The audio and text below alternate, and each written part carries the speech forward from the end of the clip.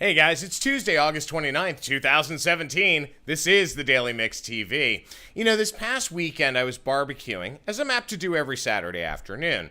I put the finishing touches on a new meat blend that I had my butcher create with a homemade spice and herb mix that I was putting together to make hamburgers. While I was putting the burgers on the grill, I realized I was doing something that actually helped besides making food. I was relaxing. Research has proven that CEOs and entrepreneurs need to relax as much as they work in order to be as effective as possible. Leadership of a company, especially when you get into the entrepreneurial space, you really need to be at the top of your game 24 hours a day, 7 days a week, and it is exhausting. But you've got to find ways to let out the stress and relax in order to be as effective as possible. Now, we would love to hear from you as to what you love to do to relax. What do you do to make yourself more productive? Please email us at thedailymixtv@gmail.com with the subject, relax. Now remember that in order to increase productivity, sometimes you really do need to step away from the keyboard, the boardroom, and the rest of the office in order to be successful. Now, so many brick and mortar stores have claimed the Amazon effect is the reason why they're closing thousands of doors across the country. And while yes, Amazon is the big dog in e-commerce, and their billions of dollars in sales has eroded some of traditional retail, the reality is that brick and mortar has made the same mistake the music business did. They thought the internet was going to go away. They thought they were too big to fail. But retailers have failed to innovate for a long time across their marketing and in-store experiences. This has led consumers to go the more convenience-oriented route of Amazon and similar e-commerce solutions. In other words, retailers have not given consumers a reason to believe that they need to go in-store to purchase items that could easily be ordered online and delivered to their front door the next morning. Now, sadly, mall operators have made the same argument and suffered the same consequences. But not all malls are falling against Amazon. Mall operator Westfields is trying to adapt with plans to spend $1 billion on digital upgrades over the next 5 years. And they recently welcomed Amazon's bookstore into some of their locations. And they're also currently in talks with Amazon to install some of their Amazon lockers in other malls. Now, back on the innovation front, Westfield has replaced older ad formats, such as ads on escalators, the steps, those kinds of things, with 450 eye-level digital media screens at 17 of their 33 malls across the U.S. It's meant to show shoppers relevant messages and serve up relevant advertising. The screens will use cameras and sensors to track how many people pass by and collect real-time demographic data, such as gender and age, all within 20 feet. Now, Westfield is also quantifying how consumers receive the screens as ads by measuring their emotional responses, as well as how long they spend in front of those screens. Jesus, 1984 is really here. Big Brother is, in fact, watching. Using this and other web-based data, like weather reports and those kinds of things, the screens can also adjust the ad content to target individuals to make the ads more efficient based on situations. So, as an example, let's say you've got 2 children with you and it's around lunchtime and it's raining outside. It's going to know that you're not going to want to leave the mall. An ad could, in fact, be served up on one of these screens for an Applebee's or other casual dining operation that may be in that mall location. Brands can also choose to live stream from any of the screens and then stream that content to all Westfield properties. Now, as an example, next month, Ford is planning on rolling out a new car at their Westfield World Trade Center. It's Westfield's newest mall. At a time when people are tethered to their mobile devices 24/7, the screens aim to grab their attention while in the malls. However, in the future, Westfield does plan on incorporating mobile into their strategy by serving ads to consumers' phones when they're in proximity to the screens. So that's not a new development. That's a technology that's been played out time and time again, especially in out-of-home billboards, those kinds of things. But the actual screens tracking and even the streaming is just, I love this because it does drive relevant information. It gives consumers a reason to believe because they are getting a customized marketing experience. Now, Westfield is finally embracing the digital information age in this move, and I'm loving this innovation for them. Though it is important to note, it's not the first time the company has gone down this road. So as an example, Westfield operates the Santiago Calatrava designed eyesore known as the Oculus. We were talking about the World Trade Center Mall. That's what it is. They were seeking retailers that were willing to be innovative, that were willing to go the extra step. They chose retailers who could provide mobile and in-store digital services. In other words, they're trying to think ahead and really give consumers a new experience and a reason to believe in the American mall again. So kudos to Westfield for this. I really hope it works out for you guys. We'll keep an eye on it for you.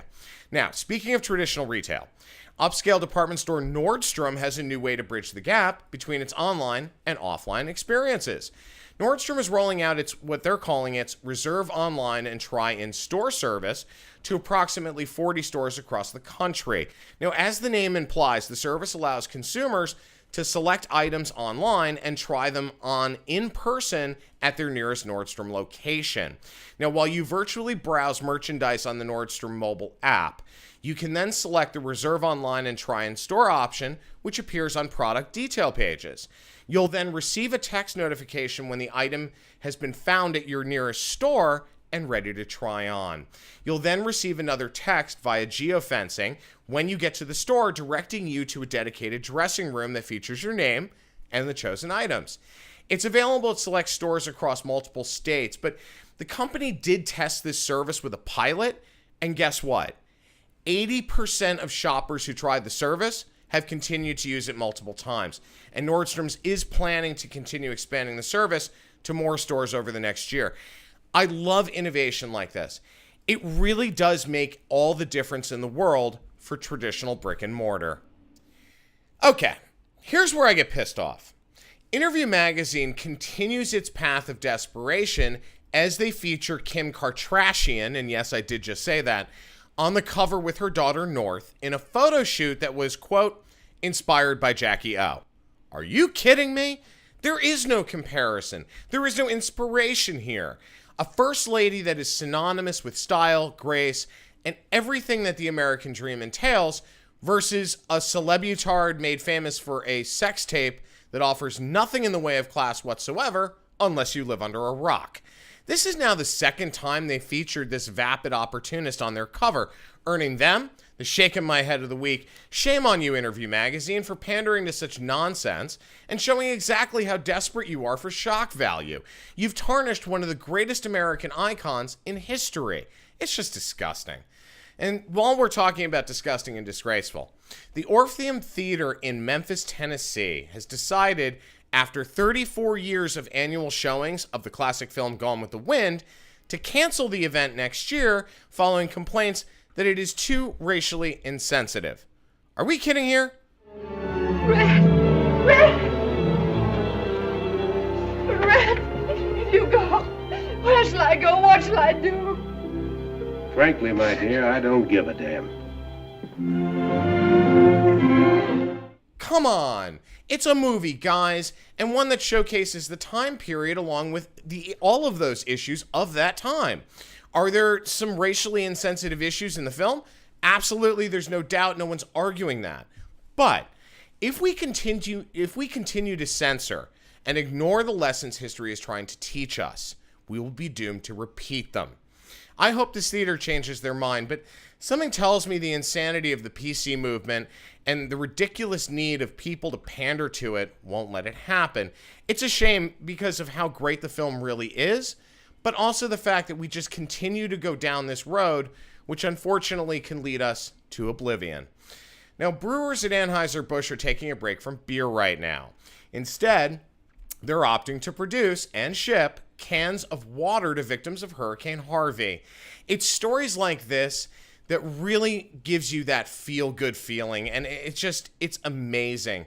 The Cartersville, Georgia brewery is going to be sending 50,000 cans of emergency drinking water to Baton Rouge this week, where Red Cross shelters will receive and distribute it.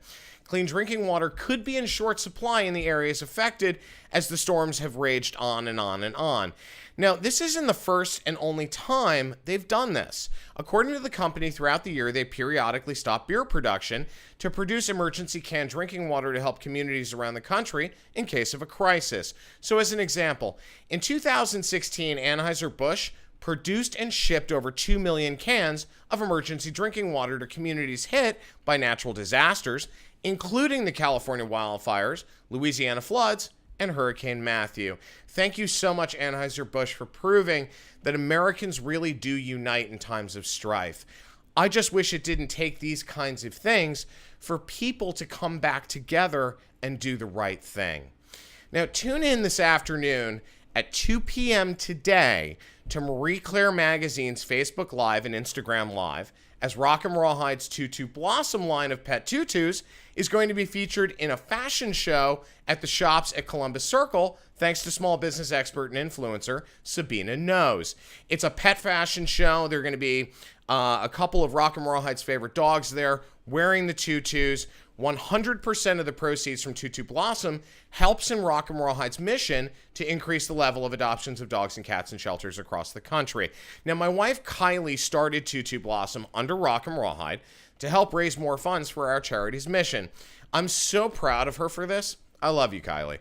Now that the sensitive stuff is over, as of October 1st, Starbucks is closing its online store for good. They're going to be focusing on their in-store experience. It's sad, but it is true. Now, at least there is some consolation here. They're having an insane clearance sale. You can get your hands on all sorts of Starbucks merch for up to 50% off now through October 1st on drinkware, coffee-making equipment, and more.